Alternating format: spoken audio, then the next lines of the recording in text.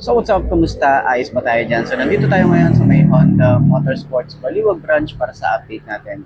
Dito sa motorcycle na to, bagong taon, bagong motor. So ano nga ba to? Ito yung Honda Beat 110. So tara, samahan nyo ako, alamin natin yung presyo, yung specification, kung sulit pa rin nga bang bilhin ngayong 2026. Tara, walk around na natin, ayos na ayos siya.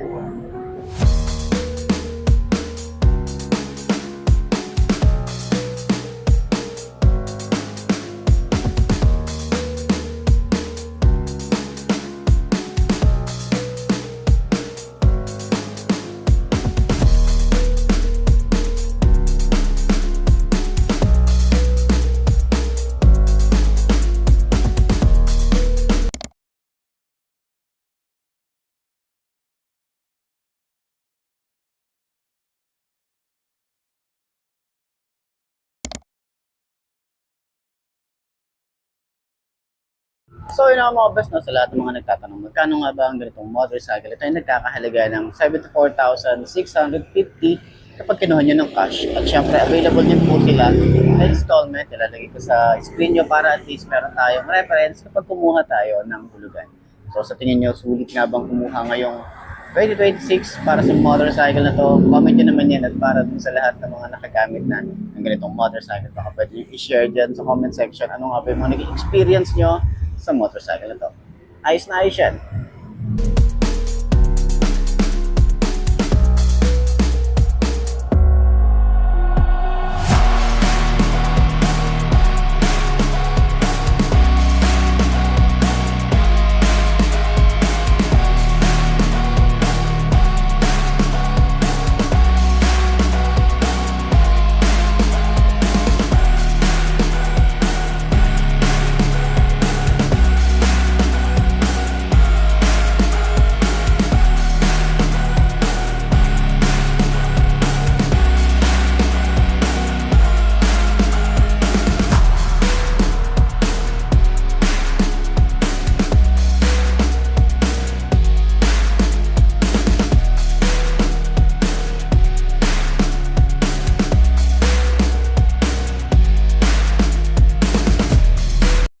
So ayun ang mga bus no, available dito sa may Honda Motorsports Baliwag branch. Itong Honda Beat. Okay, Honda Beat FI. Ito yung playful na version. So other side natin meron tayo rito, premium version. So yung mags noon naka-gold na. Okay, yun yung pinagkaiba niya rito. And then yung emblem na kulay gold na Beat. Okay, yun yung pinagkaiba nito kasi ito naka-decals yung kanyang ayan, naka-decals to compared dun sa isa na premium, ano siya, naka-emblem siya. Pero same pa rin naman yung looks. Yun lang naman, nagkaiba lang yung color ng ating mugs and then harap at likod yun, tapos yung emblem. So the rest, same pa rin naman. So ayan, available dito, meron tayong kulay black and gray. Yan yung combination, yung colorway niya. So sa mga beginner na gusto magka-motor, 110cc, gusto nyo ng matipid talaga ng motor, tapos pwede nyo i-long ride kahit 110cc ang isang to, pwede to. So side stand natin, okay, so ang ano natin dito, 5 to ang ating height. Okay, para sa mga ganitong motorcycle, ito talaga recommended na ito yung kunin nyo kung gusto nyo ng scooter, tapos ayaw nyo ng masyadong malakas sa gasolina, hindi masyadong malakas sa speed, pwede rin ng isang to. Ayan. So, abot natin. Okay, lapat naman tayo rito. Hindi tayo masyadong mahihirapan pagdating sa clearance, no? Sa ground clearance niya. Ayan. 5 to ang ating height. Okay. Sobrang gaan ng motorcycle. Kung kanyang shock, maganda yung shock sa harap. Yung shock din sa likod. Okay. Yung upuan niya, medyo natitigasan ako, pero kagandahan kasi nun, kung ilo-long ride mo siya, yun, hindi masyadong masakit sa puwet kapag nilong ride nyo, yung ganitong foam. Okay, yun lang naman napansin natin kasi nakapag-rides na ako na sobrang lambot ng foam, parang ang bilis lang din sumakit yung puwet ko, lalo na kapag isang oras na nagbabiyahe. Pero yung ganito din, na-try ko na din, so matagal talaga bago sumakit yung puwet. Ayan, so ano nga ba yung mga nagustuhan natin dito? Yung forma ng kanyang headlight. And then may gulay board din tayo rito. Okay, may ano rin tayo, USB charging port din tayo rito. Side pocket din. Okay. Tapos, magaan yung motor. Then, compact talaga, no, pagdating dito. So, sana mas upgraded pa. Malay naman natin, magkaroon din ng combi brake. Magkaroon din to ng liquid cooled kahit 110cc, di ba? So, ayan. May available dito, no? Sa Honda Motorsports Baliwag. So, kung naghahanap ka ng ganitong motorcycle, available pa rin po siya.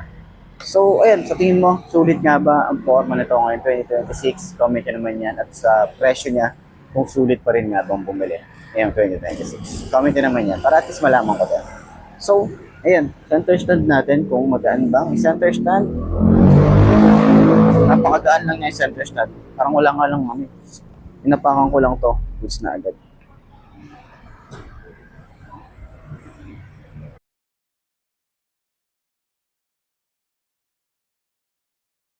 So yun nga, available nga po dito itong playful version ng Honda Beat. Okay, meron tayo rito ang colorway na kulay gray and matte combination. Ay, matte tuloy. Black na glossy combination. Ayan. So dito naman, meron sila rito premium. Ito yung premium. Ayan, yung pinagkaiba niya, yung mugs kasi neto ay gold. Ayan, gold. Compared doon na kulay black. Tapos yung ating emblem. Ayan, naka-emblem siya na kulay golden. Ganda nung emblem na Beat. Tapos ito naman decals. Ayan, yun yung pinagkaiba nila. Kaya kung mapapansin nyo, halos same lang din naman yung itsura. Wala naman silang masyadong special pagdating doon. So, kung mas namamahalan kayo dun sa premium, meron pa rin naman silang playful version. Ayan. So, meron tayong brake lever dito. Para sa safety features, yung ating side mirror, malapad din. Yan, lapad din yung ating side mirror. Ang ganda yung ating front.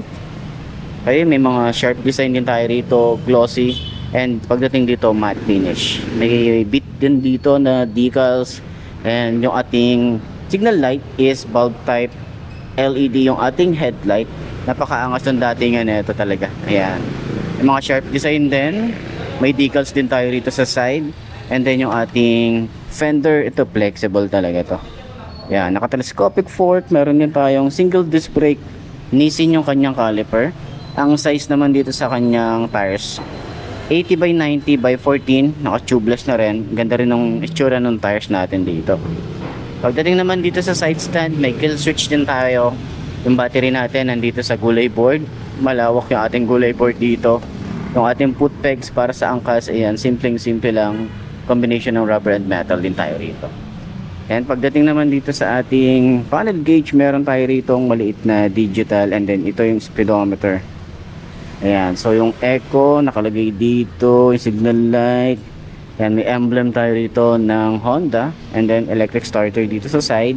Ito naman ay signal light, kusina, high and low. So ang wala lang dito yung hazard switch, wala rin siyang kill switch, tsaka wala rin siyang button ng park light headlight. So automatic on na yung kanyang headlight once na nag-on tayo ng makina.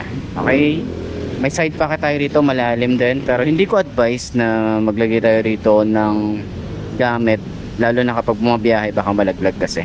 So may utility hook din tayo rito, buksana ng seat dito rin sa ating ignition. May ano din tayo rito, shutter lock. So parang ano to yung ignition ng Honda Click. Okay, so meron din tayo ritong USB charging port. Ito naman, cigarette type. So kapag magcha-charge tayo or maglalagay tayo ng charger, yan, maglalagay tayo ng cigarette. Medyo ang hassle lang kasi nakabukas siya habang nagcha-charge tayo. Yun lang naman. So sana dito na lang siya nilabas para etong part na to, pwede tayo maglago ng mga iba pang gamit, diba? So yun lang naman yung na-concern natin. So ito naman yung upuan. Maganda yung upuan. Gusto ko yung leather na ginamit dito, hindi siya masyadong madulas. Meron tayong stitches. Ayan, makapal yung ating foam. So hindi natin mabuksan yung compartment. Pero may compartment tayo rito. Hindi man siya ganun kalaki, pero goods na yan para sa mga gamit natin na iba.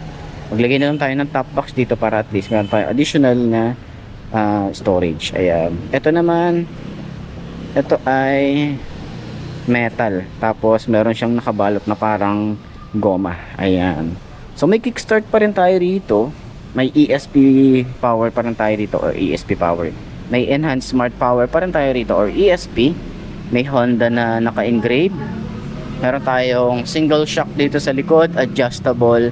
Naka-drum brake pa rin tayo dito sa likod. Pero sana dito lagyan na rin nila ng disc brake, 'di ba? So ang size naman ng ating gulong is 90 by 90 by 14. Naka-tubeless din at yung kanyang tires ay MPB Star. Ayan, MVP Star pala. Tapos dito naman sa ating taillight, meron tayo ritong bulb type and then yung signal light natin dito. Bulb type, meron din tayong plate light, reflector, yung ating fender, malapad din. Tapos dito naman sa side is naka-air cooled pa rin tayo rito. Maliit lang yung tambucho. Meron tayong ating cover. Ayan, parang carbon fiber finish yung dating niya rito. Ayan, yan po yung ating kabuuan ng ating Honda Beat na playful version. So meron silang available na gray and black colorway. So yun lamang po, maraming salamat. Ayos na ayos yan. So ayun mga boss, no, ito na ba ang motor na babagi sa'yo? Kung ito na nga ay markahan mo na at mag-subscribe ka na sa aking YouTube channel. I-click mo na rin notification bell para updated ka sa lahat ng videos na upload natin. Dito araw-araw siya laging tatandaan, wala sa brand ng motor ang itatagal niyan. Kundi na sa pag-aalaga mo yan, tatagal yan, ayos na ayos yan. So kita ka na lang ulit tayo bukas. I'm Marty. Ciao. Maraming salamat sa inyo. Kabush.